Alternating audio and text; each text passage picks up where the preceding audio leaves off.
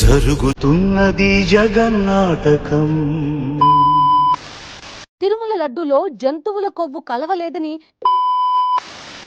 తిరుమల లడ్డూ తయారీకి వినియోగించిన నెయ్యిలో ఎలాంటి జంతువుల కొవ్వు కలవలేదని, శ్రీవారి లడ్డూ తయారీలో వాడిన నెయ్యిలో జంతువుల కొవ్వు లేదని, టీటీడీకి సప్లై చేసిన నెయ్యిలో జంతువుల కొవ్వు లేదని స్పష్టం చేసింది సిబిఐ. ఒరే బుర్ర తక్కువ ఎదవా, ఎప్పుడైనా స్కూల్కి వెళ్ళావా? కొవ్వు కలవలేదనే మాటే గాని అది అసలు నెయ్యే కాదు అన్న సంగతి తెలిసిందిగా. దాని గురించి ఎందుకు మాట్లాడట్లేదు?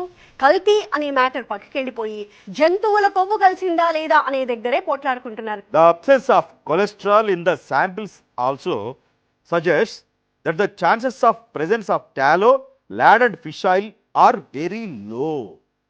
వీళ్ళు లేదు అని చెప్పలేదు.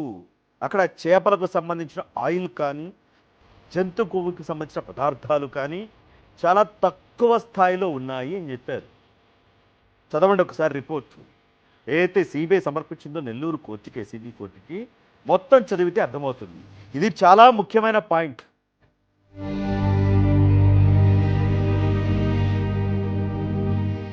శ్రీవారి లడ్డూ ప్రసాదంలో కల్తీ నెయ్యి వాడారు అని అనడం కూడా తప్పేనేమో. ఎందుకంటే నెయ్యిలో అదో ఇదో కలిపితే దాన్ని కల్తీ నెయ్యి అంటారు. అది అసలు నెయ్యే కాదు అన్నప్పుడు కల్తీ నెయ్యి అనే మాట తప్పే అవుతుందిగా. సిబిఐ సిట్ ఫైనల్ రిపోర్ట్ ఈ నెయ్యికి ఒక పేరు పెట్టింది, సింథటిక్ ఘీ, 0% మిల్క్ ఫ్యాట్ అని. అంటే చుక్క పాలు కానీ గ్రాము వెన్న కానీ లేకుండా తయారు చేసిన ఒక కెమికల్ నెయ్యి అది.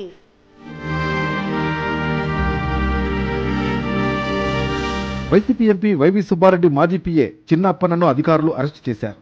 ప్రీమియర్ అగ్రి ఫుడ్స్ నుంచి 2 విడతల్లో 50 లక్షల రూపాయల లంచం తీసుకున్నట్లు సిట్ నిర్ధారించింది.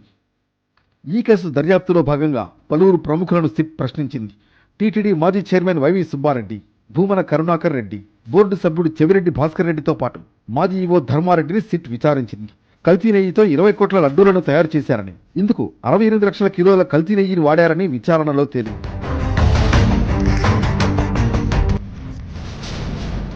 2020 ఫిబ్రవరి 29న తీర్మానం నెంబర్ 371 ద్వారా టీటీడీ పాలక మండలి అధికారికంగా కొన్ని మార్పులు చేసింది.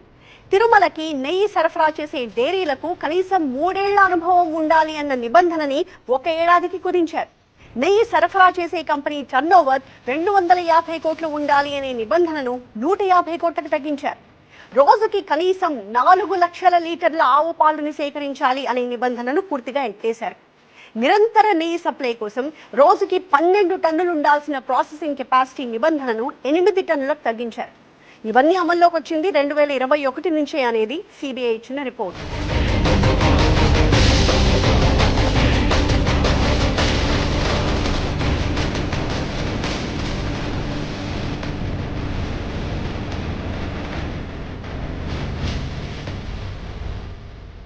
వైసీపీని నాయకులు విమర్శించే నాయకులు ప్రత్యేకంగా చెప్తున్నాం, సనాతన ధర్మాన్ని జోలికి రాకండి.